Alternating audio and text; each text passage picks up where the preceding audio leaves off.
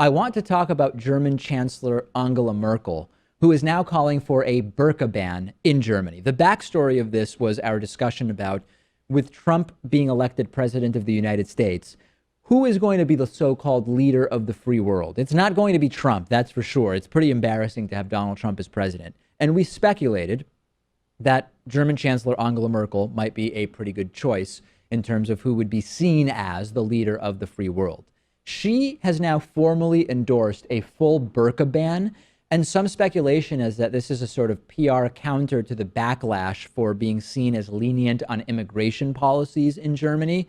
And she made these comments at a Christian Democratic Union conference.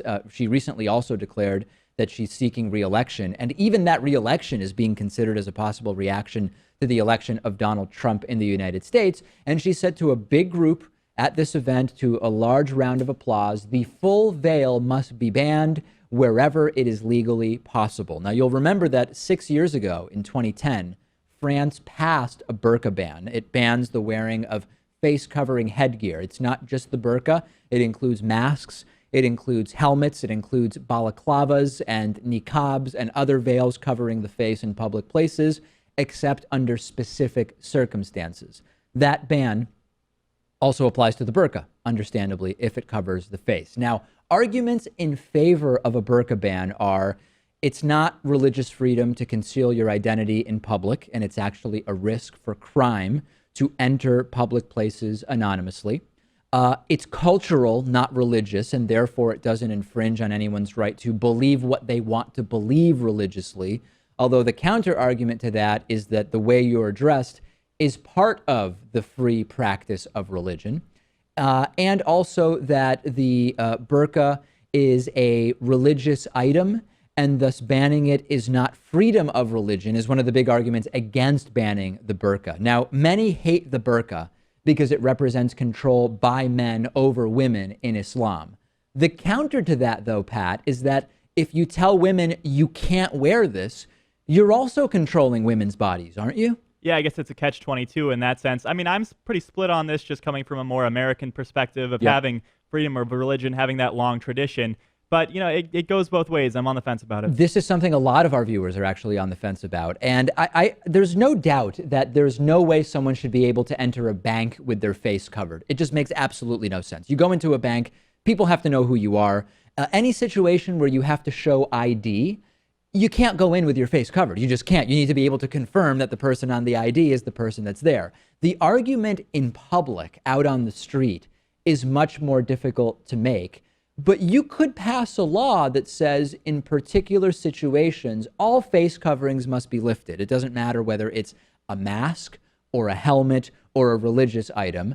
This includes airport security. This includes banks. This might include retail stores, wherever. I just don't know that that's a solution, because the biggest debate here is over oppressive ideology. The idea that, well, sometimes women make the choice. They want the burqa, but are they making that choice in a way that is already based on an oppressive ideology that has been ingrained into them? It ignores, though, that women do have a right to dress however they want, if that's how they truly want to. But many shows have talked about this. Just because a woman says they want the burqa, is it disrespectful to women to say, you don't really want it, you only think you want it because men told you you want it? Either way, you can make a pretty compelling case. Yeah, that's the thing, right? Do they actually believe in the brainwashing, or are they just trying to appease the men in their lives? The real issue is not actually about the logistics of the burqa ban. As I mentioned, you could say people can dress however they want, but there are certain scenarios where you cannot wear a face covering. You must be identifiable. That can be done.